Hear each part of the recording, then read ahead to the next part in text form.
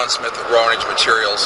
Getting ready to deliver a coil of rock rebar over to a job where they're putting a concrete surface on top of an old wooden dock on salt water. The crew that's doing it has used fiberglass rebar before, but they've never experienced rock rebar. So they got it laid out now. They were short 120 some feet. I'm taking them a coil that's been coiled for 4 years to prove a point. The discussion was, well, does the stuff take a set when it's stored that way? Answer no. And I'm going to uncoil it in front of them to demonstrate that. The gentleman that's running the job just called me, and I had mentioned to him that we produce a material called RockStaples. RockStaples are the continuous basalt fiber answer to fiberglass staples that have been used in fibercrete for years. The advantage to RockStaples being made out of basalt fiber, there's several. First off, it's a little bit heavier than fiberglass, which means you don't have the problem with them rising up to the surface when they're finished, because they have the same specific gravity as the Portland. Second, they don't tend to clump in the mix. When I was developing rock rebar, and I was developing the coatings that go on the fibers themselves, and this is a piece of rock rebar. And I'm going to jump around here for a second. Rock rebar replaces this rusty steel. This is 2.5 times stronger than this larger piece of rusty steel. At any rate, the fibers inside that form this rock rebar are pretty much the same as these staples. And the coating that's on them, when I produce them for RockStaples, causes them to disperse in the Portland cement really well. A lot of the concerns the guys have for putting staples in the cement mixer is after they poured, a lot of times they've got it stuck all over the barrel. Basalt fibers of RockStaples don't stick in the barrel. It's going to come out clean. We'll talk to the driver after they pump this. I've decided I'm going to stay over there. I'm off today, so I'm just going to stay over there and watch this job happen. It's pretty close to the shop. This is 10 pounds. I'd like them to put 80 pounds in. This is a 10-pound bag. The master bags, there's 4 of these, so there's 40 pounds in each one of the bags. Normally I would say put in 80 pounds at the bottom end. You can go more than that, but at least 80 pounds. They want to tiptoe into it because they've never used it before. That's fine. It'll be better than nothing. This particular slab looks like it's 62 feet long. They're pouring it over an old, pretty dilapidated wooden dock, hoping it holds up 43,000 pounds of concrete. And this material is going to help it from having cracks in it, because they're not going to cut any expansion slots in it. 62 feet is a long way to go. I'm Don Smith, Raw Range Materials. As I mentioned in the last little segment there with the RockStaples, I'm taking some material over to a job where they're pouring 10.5 yards of concrete on top of an old wooden dock, 62-foot runs, and they've agreed to try to use rock rebar. The gentlemen that are doing it have had some experience with FRP, which is fiberglass rebar, in the past. In sticks, I think the allure here was the fact that we could supply them rock rebar where it could be continuous runs with no splices. We're going to try to put this dock in with no expansion or contraction cuts in it. So it's important that everything be continuous. They're short about 120 feet. Came to get a piece of material that's long enough, and someone had asked me, well, what's that stuff do after it's been stored for a long time? I've come to the archive building where we keep a lot of the samples and things that we did during the development of it. This particular piece just took the label off of it. This was done 9/9 of 2009, so it is well over 4 years old now. This is 200 meters, which is 650 feet. This one weighs 64.80 kg. It's about 140 pounds. I can pick it up, certainly roll it. There's 650 feet here. This was done back before we did the really fancy ties to hold the material. It was just wire tied with galvanized wire. It scared me a little bit, so I threw some electrician's wire on it back there. Never stand in front of the material. It is a spring. It wants to go straight. You're going to see when I uncoil this at the job site, it goes right back out to be straight. So be safe when you undo it. Stand in the middle. All right, I'm going to go ahead and load this up.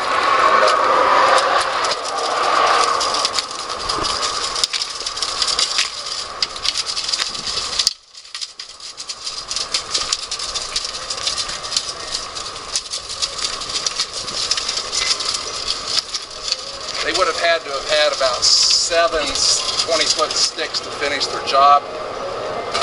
Even that would be marginal splices. This way can go in continuously. They'll just be able to uncoil what they need and keep the rest, so there's no waste. Since one man can handle it, put it in a small pickup, deliver to the job. You don't have to tie up the streets and tie up your big equipment to deliver the material. Doing this, I started to come get them just one little stick, enough to finish their job. I want to coil this right here and then put it away and get some kind of idea of what happens. And obviously this is a bigger coil because it's a scrap from another job, but you'll be able to see how it pops out, and I'll shake it around a little bit so you can see how tenacious the material is.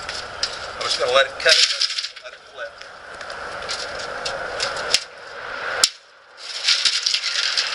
As you can see, it does not want to be curled. It's going to go right straight out.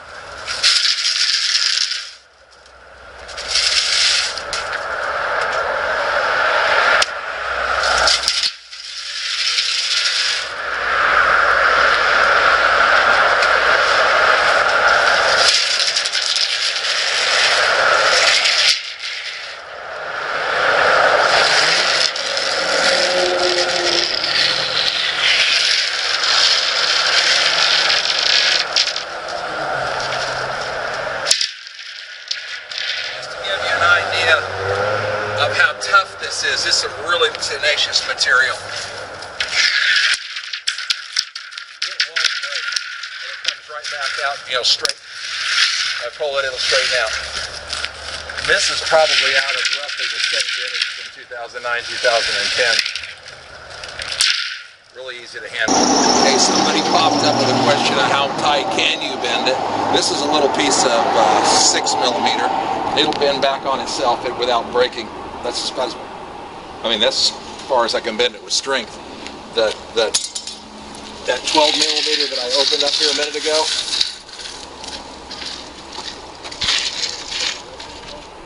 that's it. We're uncoiling a 650-foot roll of rock rebar. This has been coiled now for 4 years. I'm going to use it to finish off the job here and demonstrate that the material doesn't take a set. Let's see what this says it weight-wise. This one was 64.80 kilos, so 130 pounds. I rolled it out here by myself. This is 12 millimeter rock rebar. Okay, you always stand in the middle when you cut it because it does not want to be coiled.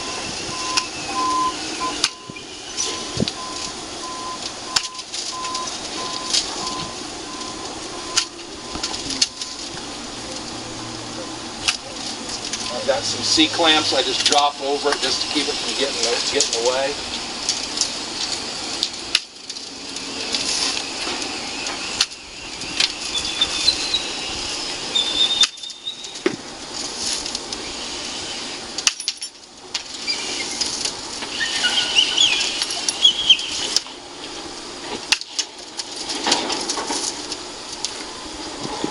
Whoop. See, the hip there's where it starts getting interesting.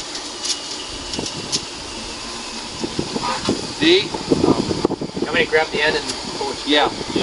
You really should put some gloves on. Is it set on the barbecue here, grill? we take the end of this.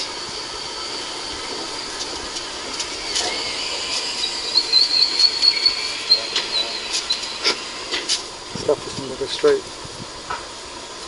Basically, the clamps are just to keep it from flipping up over the top. Whoa! Theoretically. Hang on, D.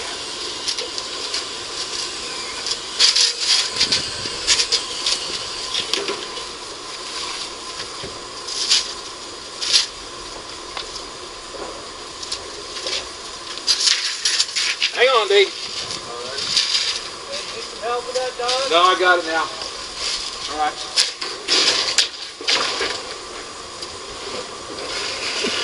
All right, I'm going to clamp it off. We're going to go on with our. I'll get one more loop. Now, this is why you should wear jeans. I caught that on my shoe, but it would definitely scratch it. This is quartz, not sand. Quartz is only understand the pressure.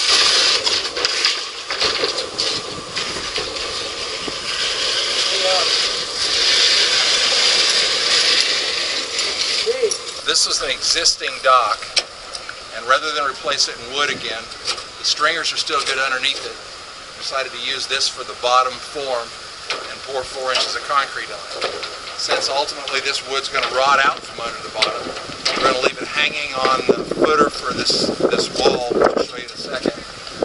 We've exposed the seawall down below it. We're going to put some dowels in the seawall to tie it to the slab, but we're only tying it in on top of the T-piles. Then this dock has 3 batter piles, which were laid up at an angle to prevent the seawall from being pushed out. Tying those in. You guys are poking holes in the form on the outside to hold the rebar an inch up from the bottom of the pour will be. We want it on the bottom of the pour, since this is going to be hanging off the pilings and hanging off the wall. We want it so that when it sags, the rebar goes in tension. You don't have to worry about the fact that it's going to be exposed out completely through the pour, because we don't have to worry about rust. This will never ever rust.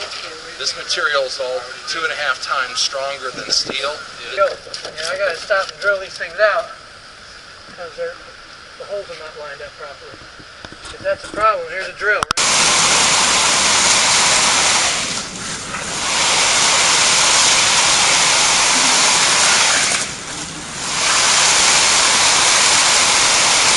Notice how where they're walking, it's coming right up. I'll use this part on the website to show how it comes up.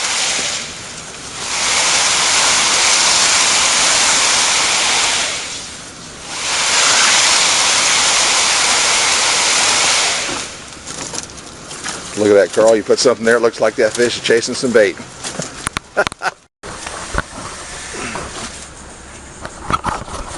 Another one sitting right, just hanging right on the top there.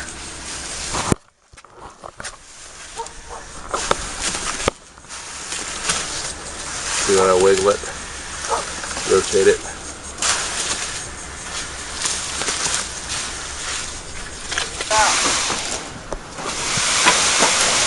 I just slid this piece of 16 millimeter number 5 right into the mix and didn't disturb it, and it doesn't sink. See it moving there. Yeah, nothing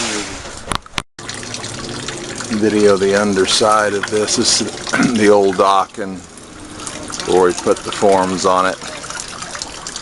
And down here to see how much it's sagging, because they're putting 43,000 pounds of concrete on top of it.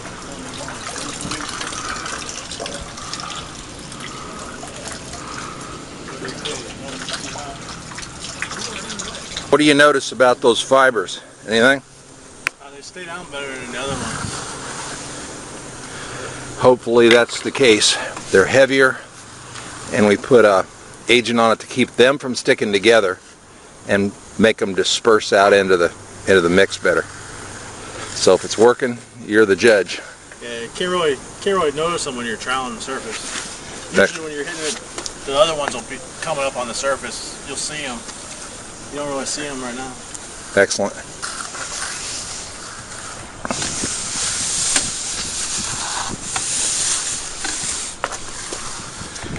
Any observations about the staples? The fiber?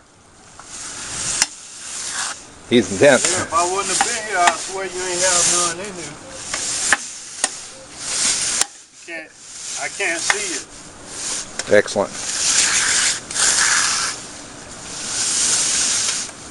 It's working. There's 40 pounds in it and 10 yards.